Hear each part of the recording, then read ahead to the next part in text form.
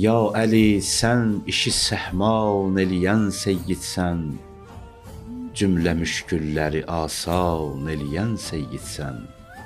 Saili naümid etməz qapıdan əhli kərəm, saili naümid etməz qapıdan əhli kərəm. Sən rükuda üzü ihsan eləyən seyyidsən. Üzü qarə əli boş kuyüvə gəldik möhtac, bilirəm sən qulu sultan eləyən seyyidsən. Ruzə ikən özün ixlas ilə bir miskini, 3 gün iftar və mehman eləyən seyyidsən. Ənbiya nüsrət-i feyzünlə yetib məqsudə, dövr-i dövran ilə dövran eləyən seyyidsən. Quyunu qəmlərvə məhrəm edən məhrəmsən. Quyunu qəmlərvə məhrəm edən məhrəmsən. Xəlqidən dərdüvü pünhan eləyən seyyidsən. Şövq ilə bəstəri xatəmdə yatan aşiqsən. Şövq ilə bəstəri xatəmdə yatan aşiqsən. Canı məşuqinə qurban eləyən seyyidsən. Qorxudan vəqti ibadətdə əsən abidsən. Qorxudan vəqti ibadətdə əsən abidsən. Ərsə-i cəngidə cövlan eləyən seyyidsən. Bir əli ilə qoparıb qəl'ə-i Xeybər qapısın, dostu düşmanını heyran eləyən seyyidsən. Mərhəba, mərhəba, harisi məğlub eləyən aslansan. Mərhəbi yer ilə yeksan eləyən seyyidsən.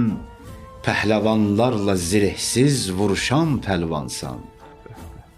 Pəhləvanlarla zirehsiz vuruşan pəlvansan. Sinəsin dininə qalxan eləyən seyyidsən. Zalimə həmlə edib nərə çəkən heydərsən. Birgə məzlum ilə əfqan eləyən seyyidsən. Duzəxi cənnəti təqsim eləyən qasimsən. Həqqı sən ədl ilə mizan eləyən seyyidsən. Məqdəmi pakün ilə Azərbaycanı ağa, tac edib Azərbaycan eləyən seyyidsən. Nə ki bir can-ı fənai alışır hicrünlə, nə ki bir can-ı fənai alışır hicrünlə. Canları vəslü və ətşan eləyən seyyidsən. Canları vəslü və ətşan eləyən seyyidsən. Maşallah. Bismillahirrahmanirrahim. Salam əziz dəyərli tamaşaçılarımız. Mübarək Ramazan ayının bu gözəl, mübarək, əzəmətli günlərində bir daha xoş gördük sizi. Həmişəki kimi qonağımız ilahiyyatçı alim, əziz ustad Hacı Fariz Xammədidir. Hacı, xoş gördük bir daha sizi. Çox sağ olun ustad. Hər vaxtınız xeyirli, bərəkətli olsun. Amin cümləmizin inşallah. Allah sizi qorusun. Allah təbibizə bərəkət versin. Allahın verirəm izzət və cəlalına, bu mübarək ayın xatirinə. Allah sizin bu gözəl şeirlərinizin və qəzəllərinizin sədasını bütün İslam ümmətinə çatdırsın inşallah. Çox heyfdir. Heyfdir insanlar bundan xəbərsiz olsunlar, xəbər tutmasınlar. Allah sizi qorusun ustad. Allah gələn günlərinizi xeyir etsin. Allah təşəkkür şiddət və qüvvət versin. Allah elmimizə bərəkət versin. Hacı, tamaşaçılardan biri belə bir sual ünvanlayıb, bir hədisə müraciət eləyib və o hədisin mənasını öyrənmək istəyir. Əs-salatu mi'racul mümin. Peyğəmbər əleyhissalamın buyurduğu o gözəl hədis ki, namaz müminin mi'racıdır. Ümumiyyətlə, bilmək istəyir ki, burada mi'rac nə mənadadır? Yəni, ümumiyyətlə, bu hədisin açıqlamasını istərdik sizdən. Bismillahirrahmanirrahim. Mən də salamlayıram sizi və Aleykümselam. sizin simavızda bütün əziz izləyicilərimizi və sizə təşəkkür edirəm həqiqətən. Bütün tamaşaçılarımızın adından. Bəzi dostlar mənimlə birbaşa ünsiyyətdədirlər. Onlar istəyirlər ki, sizə təşəkkür eləyəm bu gözəl qəzəllərə, gözəl şeirlərə görə, irfani onların hər bir misrası bir mənaya işarədir. Həqiqətən bu gün oxuduğumuz mətndə diqqət olunsa, hər misrada, məsələn, Leylətul Məbitə, Əli ibn Əbi Talibin Peyğəmbər yerində yatmasına, canını fəda eləməsinə, yaxud Əli ibn Əbi Talibin ruku halında zəkat verməsinə işarələr olunur. Təsəvvür eləyin, ya Əli ibn Əbi Talibin müharibələrin aslanı olan şəxsiyyətin ibadət halında əfqan eləməsinə işarə olunur. Elə mənalara kiçik misralarda işarələr eləmisiniz. Yəni, həqiqətən bir ustalıq tələb eləyir. Allah sizdən razı olsun. Təşəkkür edirəm hacı. Əli ibn Əbi Talibə zaman-zaman aşiq olanlar, onu araşdıranlar bu məsələlərdən xəbər tutmaq istəyiblər. Mən bir məsələni danışmaq istəyirəm. İnşallah verilişimizin gedişatında o şeirdən bir yer zehnimdə qalıb, onu açıqlayacağım əziz izləyicilərimizə. İlk olaraq bu suala cavab verək. Namaz barəsində Allah təbarək və təalanın bizə vacib elədiyi ibadət forması haqqında mən bir məclisdə idim. Olar bir 10 il bundan qabaq. Həmin vaxtlar mən İstanbulda yaşayırdım. Gəlmişdim Azərbaycanda, Talışda, Cənub bölgəsində bir məclisdə idim. Məclis bitdi, mən oradan çıxanda bir ağsaqqal kişi gördüm, məni çağırdılar. Mən gedirdim maşına oturmağa. Gördüm, çağırdılar ki, hacı sizi bir nəfər görmək istəyir. Mən dayandım. Gördüm, bir ağsaqqaldı, əlində əsa, tövşiyə gəlir. Dayanmadım, özüm getdim ona tərəf ki, əziyyət çəkməsin çox. Öpdü, qucaqladı, məni bağrına bastı. O vaxtlarda bizim Kanal 14-də verilişlərimiz gedirdi. 2014-cü il falan idi. Mənə dedi ki, hacı, mən sizi izləyirəm. Sizə çox qulaq asıram və sizi çox istəyirəm. Sizə həmişə dua eləyirəm. Çox sevindim həqiqətən. Bizə dua eləyən ağsaqqallar da var imiş. Allah canlarını salamat eləsin. Dedi ki, mən həmişə istəyirdim sizi bir dəfə görüm və sizdən bir xahiş eləyim. Dedim, buyuruz, əmr eləyin. Dedim, mən istəyərəm ki, sən namaz barəsində də danışasan. Dedim, baş üstə danışaram. Dedi, yox, mənə qulaq as. Dedim, baş üstə, buyurun. Dedi, sən ki, bu gözəl fəlsəfi, irfani məsələləri danışırsan, sən namazdan danışsın, nə qəşəng danışarsan. Mən istəyərəm ki, sən namazdan danışasan. Ondan sonra bir neçə verilişdə biz namaz barəsində, namazı irfani cəhətdən danışdıq. Əlbəttə, bizim danışıqlarımız hamısı Qurana və Əhl-i Beyt hədislərinə, Əhl-i Sünnə, Şiə mənbələrində olan Əhl-i Beyt hədislərinə söykənir. Ona görə zaten Allah təbarək və təala özü namaz barədə danışıb. Ən gözəlində o danışıb və həm hədislərdə keçir. Biri də bu hədisdir. Buyurur ki, Əs-səlatu me'racul mümin. Namaz möminin me'racıdır. Me'rac, sevgili Peyğəmbərimizin Be'sətin 12-ci ilində məşhur tarixə görə. Əlbəttə, sevgili Peyğəmbərimizin me'racı bir neçə dəfə baş verib. Amma ən məşhur me'rac ki, orada ona ya Əhməd deyə xitablar olundu, səma əhlində cənnəti gördü, cəhənnəmi gördü, keçmiş peyğəmbərlərlə mülaqat elədi, görüşdü və orada ümmətin başına gələcəklərdən xəbərdar oldu, Əhl-i Beytinin başına gələnlərdən xəbərdar oldu. Orada sevgili peyğəmbərimiz Allah təbarək və təala ilə danışanda, Allah rəhmət eləsin, Kərbəlayı Vüqar dostumuzu yenə yadıma düşdü. Allah rəhmət eləsin. Kərbəlayı Vüqar Biləcər deyirdi ki, ənbiyanın nuru aləmləri sirac elədi. Ayağın tozunu göylər başına tac elədi. Həzrəti Xətmi Rəsul göylərə meyrac elədi. Əlinin səsinə qulaq verdi səma qapısında. Orada da Əli ibn Əbi Talibin səsi ilə Allah o ilə danışdı. Yəni dedi ki, həm Əli mənim sevimlimdir, həm də sənin sevimlindir. Allah ki, səs icad eləyirdi, o səs Əlinin səsi idi, Əlinin səsinə bənzəyirdi.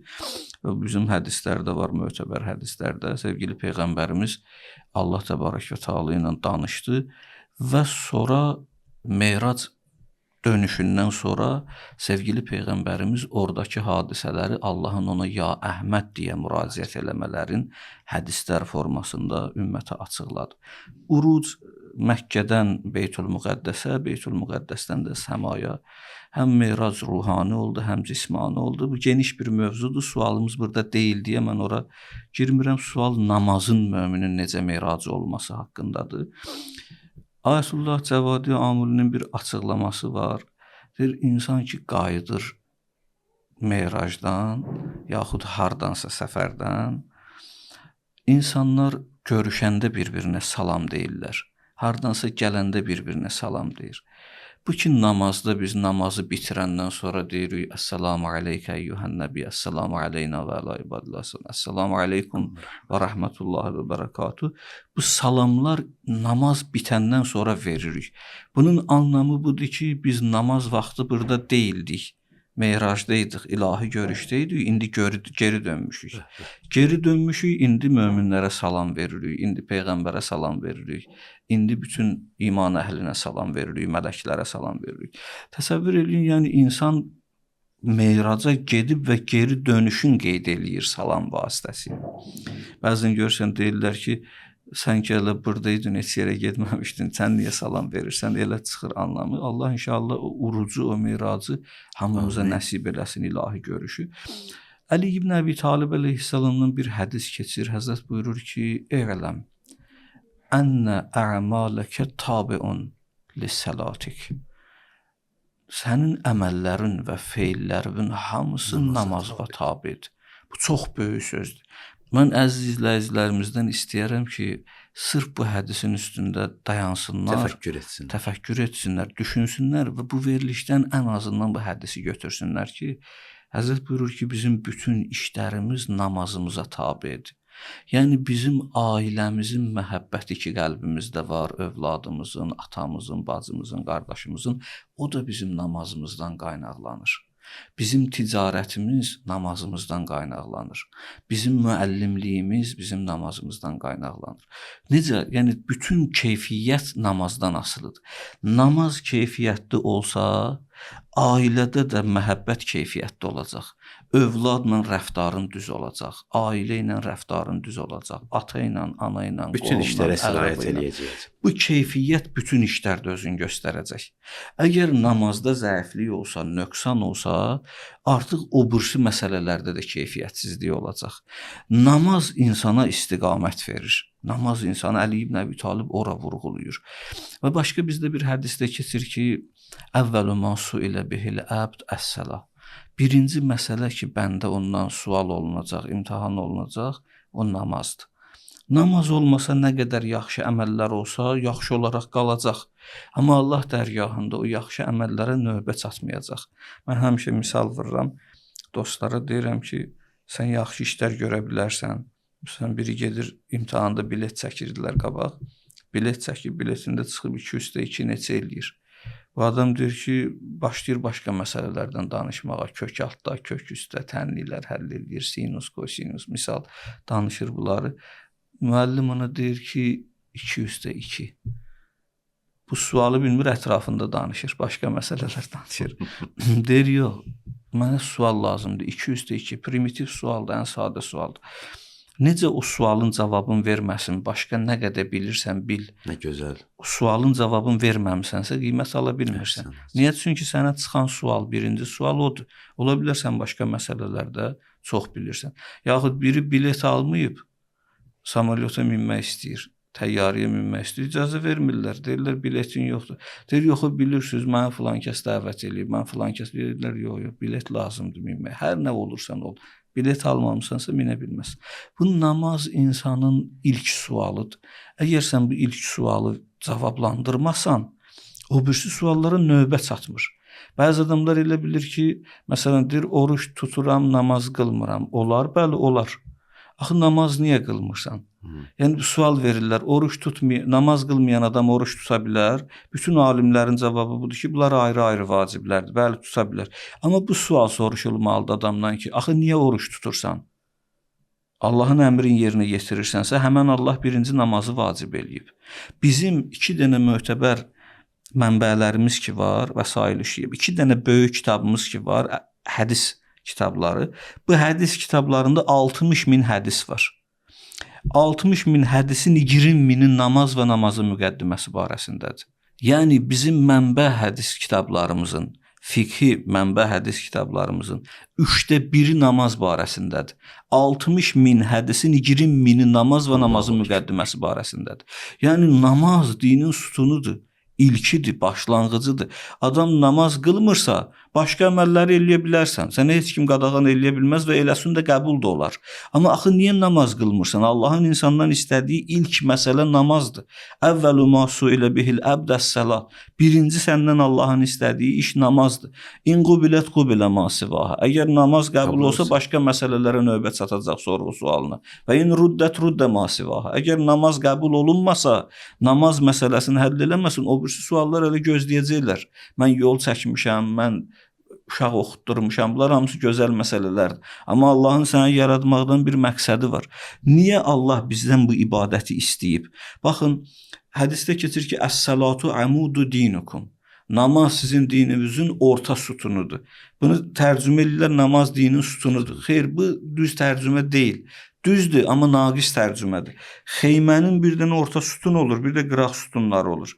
Əmud xeymənin orta sütununa deyirlər. Bütün güc, xeymənin gücü onun üstünə çökür. Əgər əmud olmasa, balaca bir təbii bəlalar gəlsə onu aparacaq.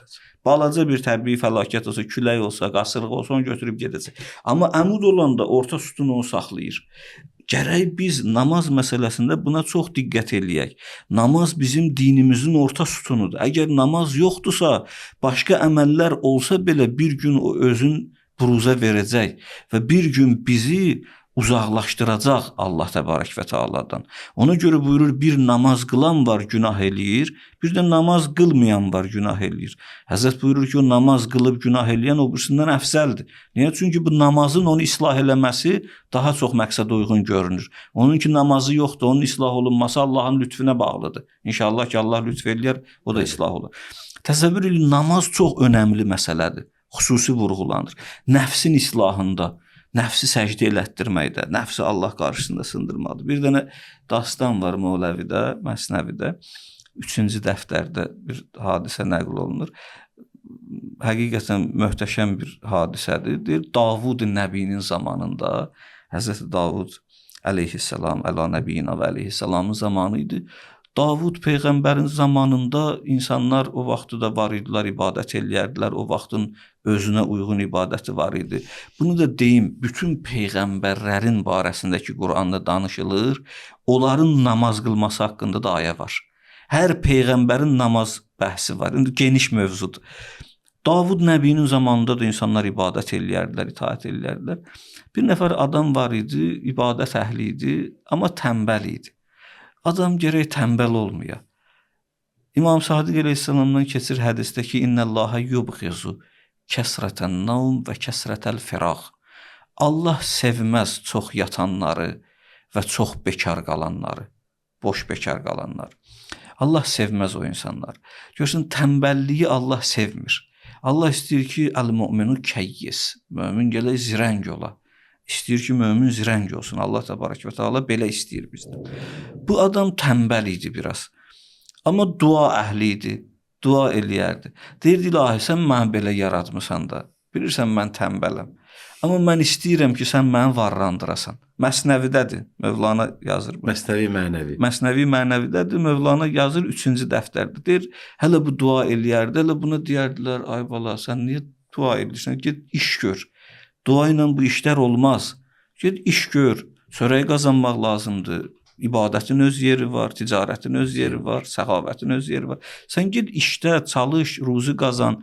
Bu da işləməzdi. Deyirdi, Allah, sən məni belə yaratmısan, özün məni varrandır. Bir dəfə elə bu evin içində ibadət eləyirdi. O vaxtın ibadəti ilə məşğul idi. Gördü, həyət qapısın, taxta qapıları idi. Qapının sınmaq səsi gəldi filan. Çıxdı qırağa, gördü bir dənə öküz bunun qapısını qırdı, girdi bunun həyətinə, sındırdı. Dedi, Allah mənim duamı eşidib. Tutdu bu öküzü, bağladı, yıxdı yerə, kəsdi. Əcəb tənbəl imiş, öküz də yıxıb kəsib. Öküzü kəsdi və öküzü kəsib başını ayırmışdı. Bir də gördü bir kişi girdi içəri, qışqır bağırla. Dedi, sən mənim öküzümü niyə kəsdin? O qırılmışdı kəndirdən. Mən dalıca qaçdım, çata bilmədim. Sən Yıxdın mənim öküzümü kəsdin, niyə belə elədin? Dedi, yox, mən dua eləmişəm, Allah bunu mənim duamın nəticəsində mənim üçün yetirib. O çox dedi, bu az eşitdi. O çox dedi, bu az eşitdi. Qonşular yığışdılar səs-küyə filan. Hamısı başladılar bu kişini qınamağa, bu tənbəli qınamağa. Ki, axı belə şey olar, sən dua eləmirsən, Allah başqasının malın sənə gətirib. Dedi, yox, bu haram deyil. Allah bunu mənə gətirib. Dedilər, axı başqasınındır. Dedi, yox, mən dua eləyəndə həmişə belə eləmişəm. Demişəm, ilahi, mənə zəhmətsiz halal ruzi ver. Duanı da belə eləyərmiş. Mövləvidir, həmişə belə dua eləyirdi. Zəhmətsiz halal ruzi yetir mənə. Mən bilirəm, bu mənə haram deyil. Bu halaldır. Düzdür, zəhmətsizdir. Amma bu halaldır mənə. Bu adam gördü, bunu başa sala bilmir, getdi Davudun yanına, Həzrəti Davud əleyhissalamın yanına. Həzrəti Davuda şikayət elədi bu adamdan. Bu tənbəli çağırdılar, gətirdilər. Davud Nəbi buna dedi, niyə belə eləmişsən? Bu nə deməkdir? Dua ilə adam otursun, onda hamısı dua ilə bir-birinin malına, mülkünə təcavüz eləyər. Belə şey olmaz. İnsan işləməlidir, çalışmalıdır. Mən sizə öyrədirəmsə, sizin peyğəmbərinizəmsə, sən niyə məndən anadan mehriban dayə olmusan? Yəni görürsən, dayə gəlir anaya deyir ki, uşağı niyə bayıra nazik paltarla çıxartmısan? Deyinir ana ilə. Ana deyir, axı sən onu dayəsən, onu məndən çox sevə bilməzsən ki. İndi bəzi adamlar molladan çox dindar olurlar, alimdən çox dindar olurlar, peyğəmbərdən çox dindar olurlar, imamdan çox dindar olurlar. Dedi, sən axı bəyəm dayə anadan mehriban ola bilər. Sən məndən çox dindar ola bilməzsən ki, Davud ona dedi. Bu nə söz deyil, danışırsan? O Davuda dedi ki, Davud, and olsun o Allaha ki, mən ona iman gətirmişəm. O mənim haqqım idi. Mən dua eləmişdim, Allah onu mənə yetirmişdi. Düzdür, sənə gələnlərlə, nazil olanlarla deyəcəksən, sən səhv eləyirsən. Davud bunun sözünün nüfuzundan, təsirindən və bunun əqidəsindən biraz dayandı.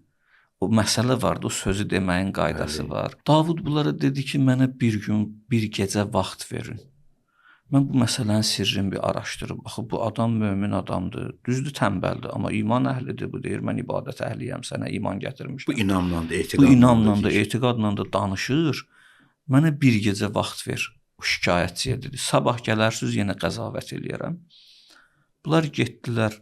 Sabah gəldilər, Davud xəlvət elədi, ibadət elədi. Allah bəzi məsələləri Davuda açdı. Səhər bunlar gəldilər. Davud əleyhissalam ona dedi ki, Allah mənə bəzi məsələləri açıb və istəmirəm o məsələlər burada faş olsun, üzə çıxsın. Sənin eybivi Allah örtüb, sən bu məsələnin üstündən keç. Adam əl çəkmədi Davuddan. Dedi, mən haqqımdan keçməyəcəm. Bu mənim haqqımdır, mən halal eləmirəm. Davud çox israr elədi, bu haqqından keçmədi. Sonra Davud əleyhissalam buna dedi ki, onda əgər belədirsə, Allahın mənə açdığı sirləri mən istəyirəm bura yığışan kütlə ilə bölüşəm. Hamısı bilsin. Adam da razılaşdı. Adam bilmirdi Davud ona nələr danışacaq. Davud dedi, gəlin, yığışın arxamca, gəlin. Gəldilər, şəhərdən kənara çıxdılar, böyük bir ağac var idi. Ağacın dibində Davud əleyhissalam bir yerə işarə elədi və bir neçə nəfər mühafizəçilərindən dedi ki, oranı qazın. Oranı qazdılar, oradan bir xəncər çıxartdılar. O xəncərin üstündə bu adamın adı yazılmışdı. O adam ki, heyvanın sahibi idi. Davud əleyhissalam ondan soruşdu, bu xəncər nədir? Niyə bunu burada dəfn eləmirsən, bastırmısan? Adam ağladı. Həzrəti Davud ona davamla danışdı. Dedi ki, o adam ki, bu ağacın sol tərəfində öldürdün, bu xəncərlə dəfn elədin, o bu adamın babası idi. Bu dua eləyən tənbəlin babası idi. Sən onu öldürdün və onun malına, mülkünə sahibləndin, cəvahiratını götürdün. Sənin bugün hər nəyin varsa onun babasınındır, hamısı onundur. İrs də buna çatır, bir dənə övladdır. Atasının bir oğludur, atası da babasının oğlu idi. Babanın irsi atıya çatırdı, atadan da buna çatırdı. Başqa varisi də yoxdur. İndi sənin əlində olan bütün mal və mülk hamısı bunundur. Allah təbarək və təala onun duasının nəticəsində bu məsələnin üstünü açdı. Əslində sən günahkar idin. Bu dua eləyə-eləyə həqiqətə yetişdi. Davud əleyhissalam açdı, adam tövbə elədi və bunun malını qaytardı. Buna da halal elədi. Və bir ibrət məsələsi oldu. Mövləvi, Mövlana burada orada bilirsiniz o nomad olaraq bəhs eləyir bu Aydın məsələlərdən. məsələdir. Mövləvi burada bildirir ki, insanın bir əqli var, bir nəfsi var. İnsan bir də həqiqət var. Ağıl və nəfs həqiqət uğrunda mübarizədədirlər həmişə. Harda ağıl qələbə çalır, Əleyhisselam buyurur ki, ağıl və nəfs mübarizə aparırlar. Ağıl qələbə çalanda insan Peyğəmbər Meyracında mələkdən qabağa keçir. Sədi deyirdi, rəsəd Adəmi be caiz ki, be cöz xuda nəbinət. Bengər ki, ta çə həddəs məqamı Adəmiyyət. İnsanın fəth elədiyi zirvə bir yerdir ki, ora Allahdan başqa heç kimin ayağı dəyməyib. Heç bir varlıq ora yüksələ bilməyib.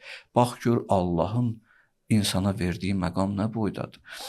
İndi insanın ağıl ki qələbə çalır nəfsinə, olur orada mələkdən də üstün. Elə ki nəfs ağıla qələbə çalır, Quran buyurur ki, dörd ayaqlılardan da pislər olar. Bəlhum əzəl, dörd ayaqlılardan da pis olarlar.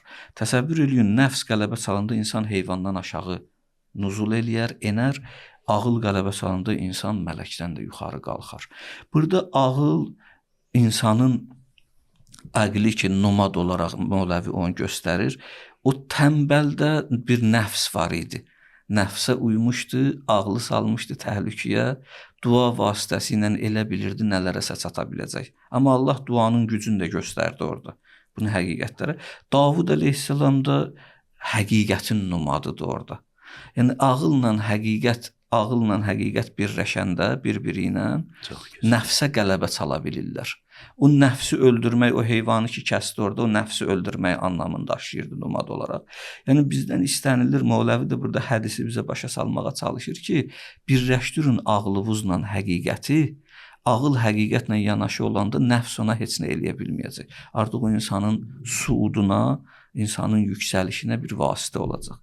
Namaz insanın yüksəlişinə vasitə olmaq üçün vacib edilib.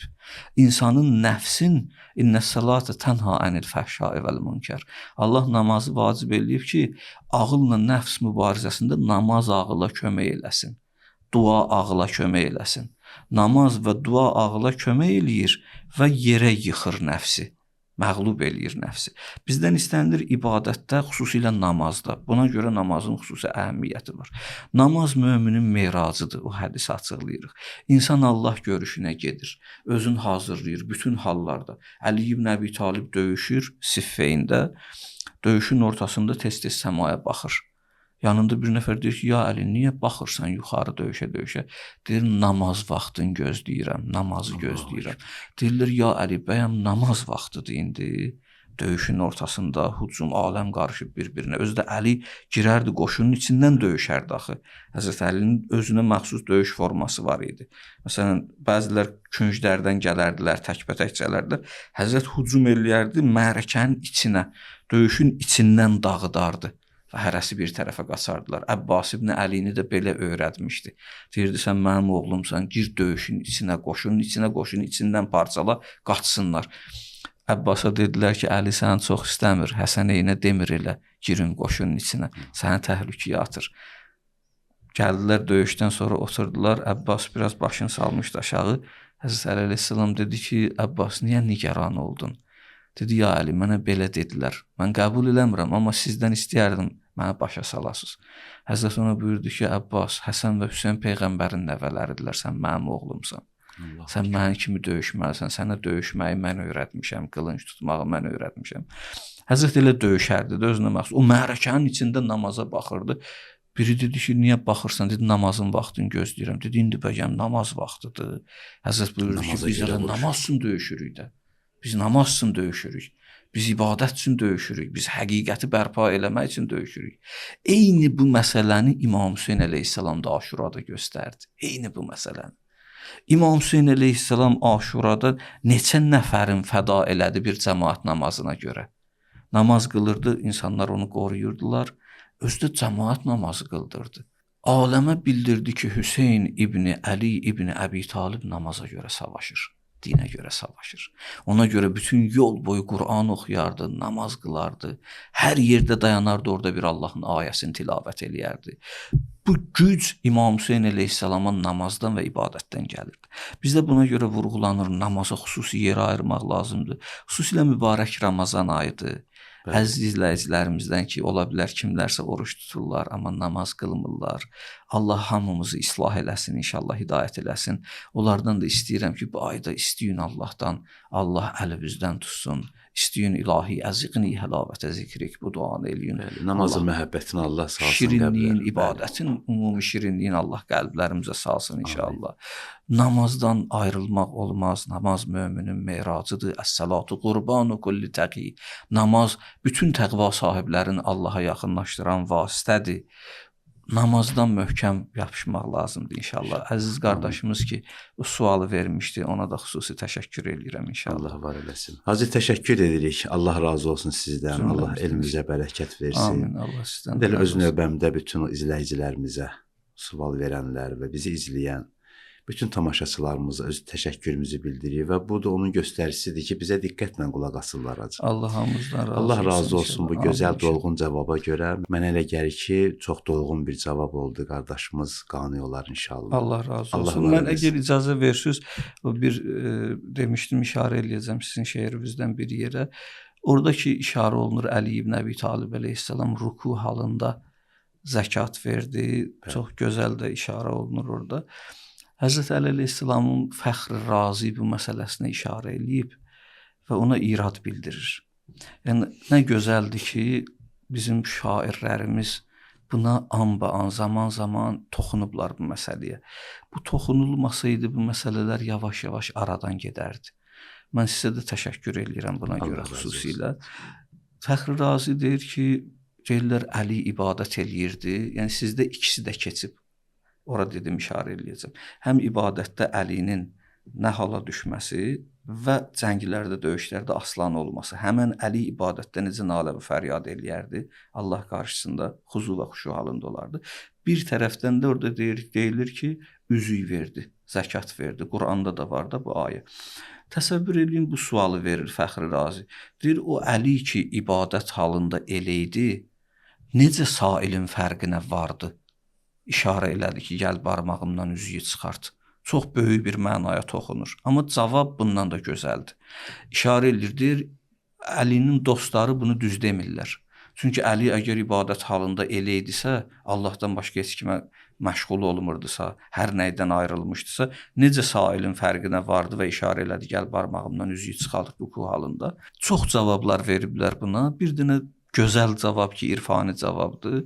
Belədir ki, deyilir ki, Həzrət Əli əleyhissalam namaza başlayanda Bismillahirrahmanirrahim, Elhamdülillahi Rabbil Alemin Allah görüşünə, meyraca gedir. Və Allahı axtarır insan namaza başlayan kimi, Allah hardadır və ona tərəf yönəlməyə çalışır. Bir dənə bizdə başqa hədis var, Peyğəmbər sallallahu aleyhi və səlləmdən buyurulur ki, Allahu fi qulubin munkəsirə, Allah sınıq qəlblərdədir. Qırılmış qəlblərdədir, ümidsizləşmiş qəlblərdədir, hər nəydən ümidini itirmiş qəlblərdədir.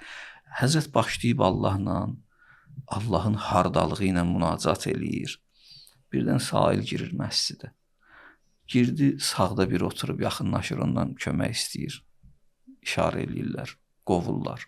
İkincisindən, üçüncüsündən.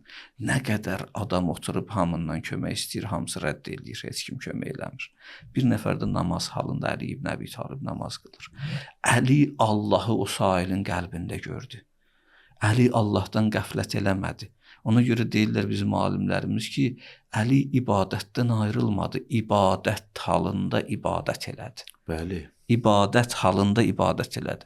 Əli Allahdan qəflət eləmədi. Allah sahilin qısınıq qəlbində idi. Allahı orada tapdı və ona görə ona işarə elədi. Əslində Allahdan qəflət eləmir. Allahı tapıb orada və işarə edib ki, gəl barmağımdan bu üzüyü çıxart. O da sizin o iki beytdə çox gözəl surətdə həm o tərəfin bəyan eləməklə, həm bu tərəfin bəyan eləməklə vurğulamısınız bunu. Bir də o Əli ibn Əbi Talib əleyhissalamın haqqında o Leylətül Məbitdə ki, gəldi Əli Peyğəmbərin yerində yatdı. Bu çox dəhşətli hadisədir. Mən əziz izləyicilərdən istəyirəm bunu araşdırsınlar. Çox möhtəşəm hadisədir. Bunu həm Əhlüsünnə, həm Şiə bütün qaynaqlarda yazırlar.